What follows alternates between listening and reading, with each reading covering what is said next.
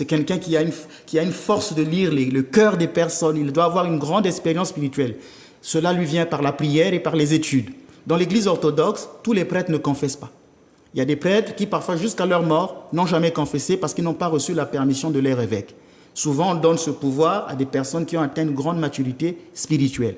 Par exemple, dans l'église catholique, quand on est ordonné prêtre, une semaine, voire un mois après un examen canonique, tous les prêtres sont presque confesseurs. Mais dans l'église orthodoxe, non.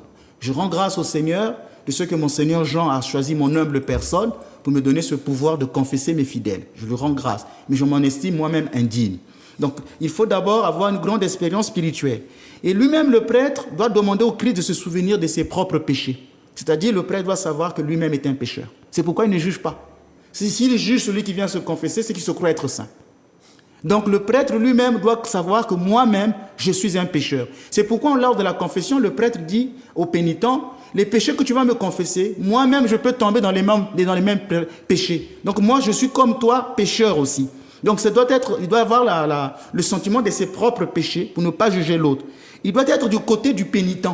Le prêtre protège toujours le pénitent. C'est comme le Christ qui protège la femme adultère. Celui qui d'entre vous n'a jamais péché, qu'il prenne la pierre et jette à cette femme. Donc, il se met du côté de la femme. Et le prêtre fait la même chose. Dès que quelqu'un vient en confession, le prêtre devient son père. Il doit se mettre du côté de la personne. La présence du prêtre aussi est nécessaire. Pourquoi ? Le prêtre doit avoir le don du discernement. Alors là, c'est une qualité mystique. Le don du discernement, pourquoi ? Il doit regarder celui qui se confesse. Est-ce qu'il a la tentation de l'auto-justification ? Il y a des gens, quand ils viennent se confesser, ils ont la tentation de l'auto-justification. Ah bien, si j'ai fait ceci, c'est parce que lui aussi m'avait fait cela. En confession, on ne confesse pas les péchés des autres. C'est pourquoi le prêtre dit, dis-moi tes péchés à toi. Ne me dis pas les personnes qui ont été complices de ton péché. Il s'agit d'une diffamation d'autrui en confession. Et donc, il y a des gens qui vont s'auto-justifier. Il y a des gens qui sont dans l'illusion spirituelle. C'est le piège des gens pieux. Les gens qui prient beaucoup, souvent, sont dans l'illusion. Parce que je prie beaucoup, Dieu m'aime, je n'ai pas de péché. J'ai connu même une femme, une fois, qui vient me voir en confession, et me dit, j'ai tout dit. J'ai dit, ah bon, tu as tout dit? Oui, j'ai tout dit. Je n'ai pas de péché. Moi, je ne fais pas le mal, je ne fais pas ceci, je ne fais pas cela. Je lui ai dit, mais hier, à 13h, tu étais en train de parler de ta voisine, que cette voisine-là a une vie louche.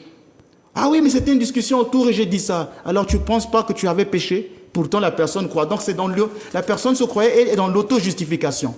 Le prêtre qui a la capacité du discernement doit aussi voir si le pécheur a vraiment conscience de la gravité du péché qu'il a commis. Ou est-ce qu'il a la conscience de sa faute?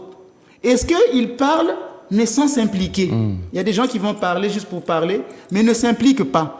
Les gens atteints de cette maladie spirituelle se mettent facilement en colère quand vous commencez à leur dire leurs péchés.